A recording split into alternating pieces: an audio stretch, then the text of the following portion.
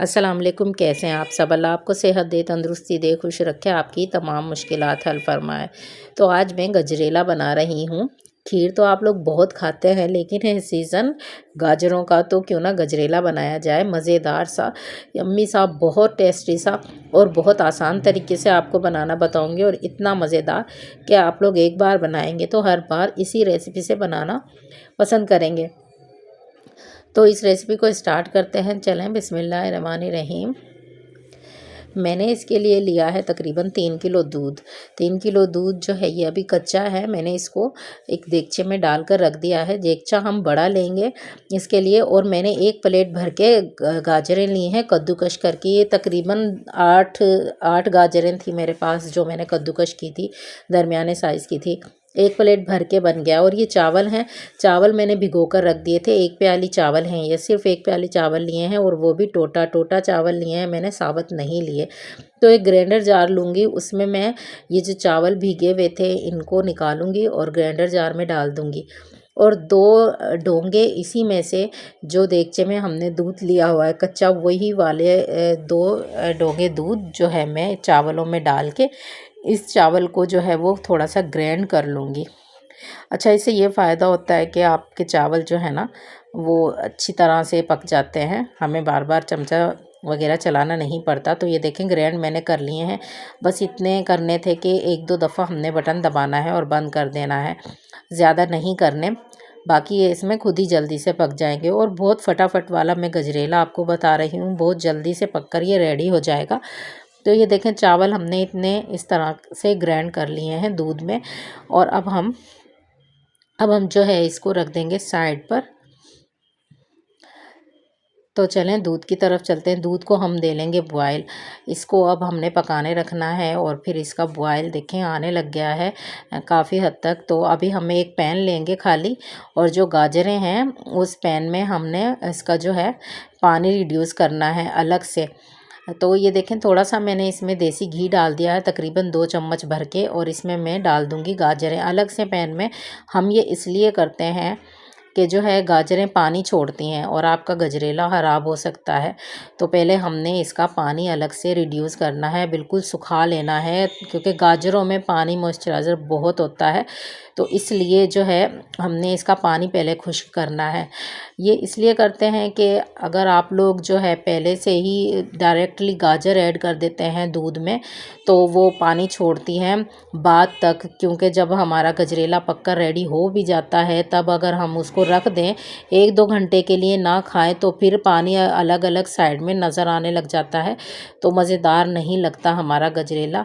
इससे ये परफेक्ट जो है गजरेला बनकर रेडी होगा। पहले हम लोग जो है अलग से पैन में इसको खुश्क कर लेंगे, इसका पानी खुश्क कर लेंगे चला के। तकरीबन 4 या 5 मिनट लगते हैं इसको मुसलसल, तो फिर ये हो जाता है। तो ये देखें पानी ऑलमोस्ट खुश्क हो चुका है गाजरों का। मैंने अच्छे से 4-5 मिनट इसको पका लिया है, हल्की आंच पर, जलाना नहीं है। और जो है वो देसी घी में मैंने किया था, आप चाहें तो डालडा घी भी यूज़ कर सकते हैं। तो ये देखें ऑयल भी डाल सकते हैं। तो पानी हमारा बिल्कुल इसका खुश्क हो गया है। इसको बंद कर देते हैं अब हम फ्लेम को। तो दूध हमारा बॉयल हो गया है अच्छे से। अब जो है इसको थोड़ा सा चला लेंगे पहले। और जो मैंने तैयार करके रखा था चावल ग्राइंड करके दूध में, वो हम इसमें ऐड करेंगे। अब बॉयल करके हमने इसलिए इसमें डाला है क्योंकि हर चीज़ पककर रेडी होगी तो जल्दी हो जाएगा हमारा काम। तो कच्चे दूध में कभी भी आप लोग चावल मत डालें। तो देखें चावल मैंने सारे इसमें डाल दिए हैं जो हमने ग्राइंड करके रखे थे। तो अब हम गाजरें जो हमने पानी खुश्क करके रखा था अलग से पैन में, वो भी हम इसमें ऐड कर देंगे। तो ये जल्दी से पककर रेडी हो जाएंगी। काफ़ी हद तक तो ये इसी में ही पक चुकी हैं क्योंकि ये कद्दूकश हुई हुई थी। तो अब हमने गाजरें और चावल इसमें डाल दिया है। इसको तकरीबन हम आधे घंटे तक पकाएंगे अच्छे से। अब इसको हम अच्छे से चमचा चलाते हुए पका लेंगे। 5 मिनट हमने मुसलसल चमचा चलाना है ताकि ये चावल और गाजर जो है नीचे ना लगें दूध में। जब तक बॉयल ना आ जाए, 2-3 बॉयल ना आ जाए हमारे दूध में, इनके साथ गाजर और चावल के साथ जब तक हमने चमचा चलाना है ताकि नीचे ना लग सके। अब मैं एक डब्बे वाला दूध लूँगी 1 पैकेट, वो मैं इसमें ऐड कर दूँगी। इससे बहुत अच्छा सा टेस्ट आ जाता है हमारे जो है गजरेले में। तो ये मैंने ऐड कर दिया है और अब हम इसको पकने के लिए रख देंगे तकरीबन आधे घंटे बंद करके। अच्छा, बीच बीच में आप लोग चम्मच चलाते रहिएगा, मैं भी चलाती रहूँगी इसके बीच बीच में चम्मच, क्योंकि इसको बार बार देखना ज़रूरी है, ये लगे ना नीचे से। चावल जो हैं वो जल्दी लग जाते हैं नीचे, तो इसलिए हमने चम्मच चलाते रहना है बार बार। और इसको जो है इस तरह से हल्के हाथों से पकाना है ताकि गाजर और चावल इसमें अच्छे से पक जाए। अब ढक्कन से मैं इसको ढक दूँगी और तकरीबन आधे घंटे के बाद मैं इसको देखूँगी। आँच हमने इसकी कर देनी है दरमियानी, बिल्कुल हल्की आँच कर देनी है। तो चलें आधे घंटे बाद देख लेते हैं। तो ये देखें आधे घंटे बाद हमारा काफ़ी अच्छा सा जो है ये काफ़ी हद तक पक चुका है। तकरीबन इसको पकने में जो है 1.5 से 2 घंटे लगते हैं। और अगर आप लोग इतनी देर नहीं पकाएंगे तो मज़े का नहीं पकेगा। ये जो है चीज़ें थोड़ी सी हल्की आंच पर और धीरे धीरे ही पकती हैं, बहुत अच्छी लगती हैं। जल्दी से पका लेते हैं तो किसी चीज़ का टेस्ट नहीं रहता है। इसलिए इन चीज़ों को जो है, जैसे खीर हो गई है, गजरेला हो गया है, गाजर का हलवा, ये चीज़ें तो थोड़ी देर तक, ज़्यादा देर तक ही पकती हैं। तो फिर भी मैं आपको बहुत जल्दी वाला बता रही हूँ। तो चलें दोबारा से ढक देंगे हम और फिर देखेंगे। फिर ये देखें मैं बार बार चम्मच चला रही हूँ इसमें ताकि जो है ये लगे ना, इसलिए इसको बार बार हमें देखना पड़ता है। तो इस तरह से हम बार बार इसमें चम्मच चलाते रहेंगे और इसको देखते रहेंगे। काफ़ी हद तक ये पक गया है, चावल भी और जो है गाजरें भी बिल्कुल अच्छे से इसमें पक गई हैं।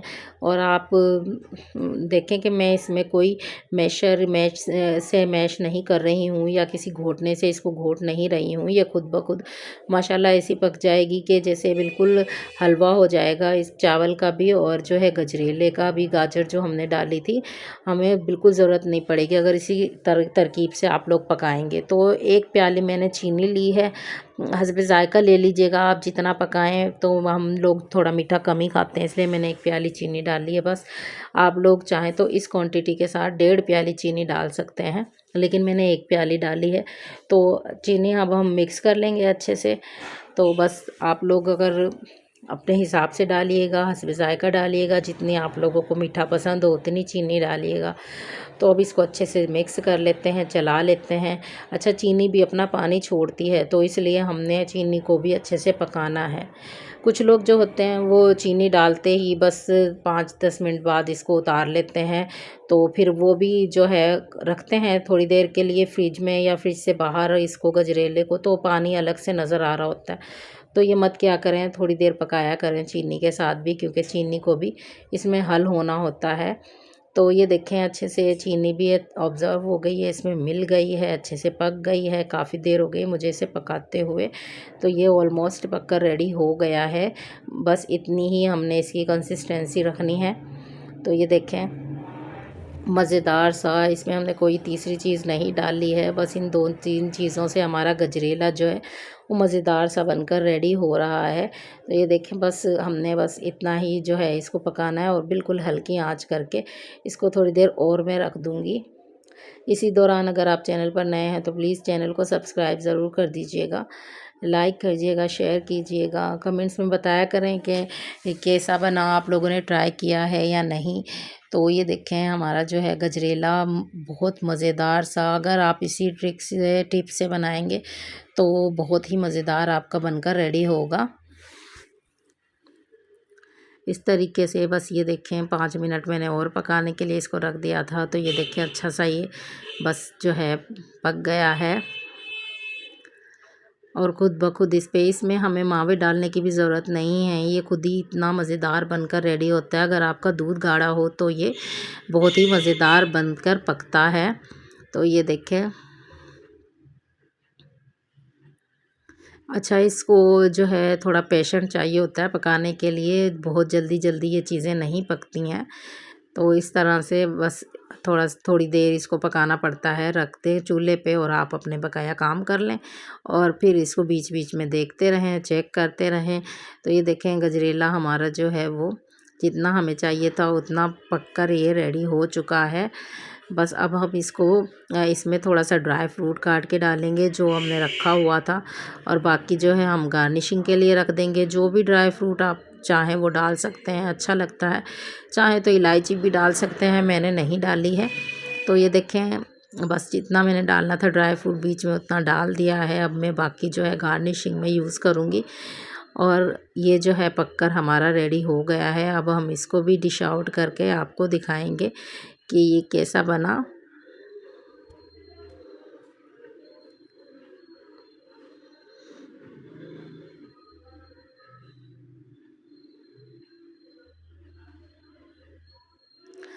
तो ये देखें, अब हम इसको बस निकाल लेंगे। बस हमारा जो है वो पककर रेडी हो गया है। तो चलें हम इसको निकाल लेते हैं एक प्लेट में।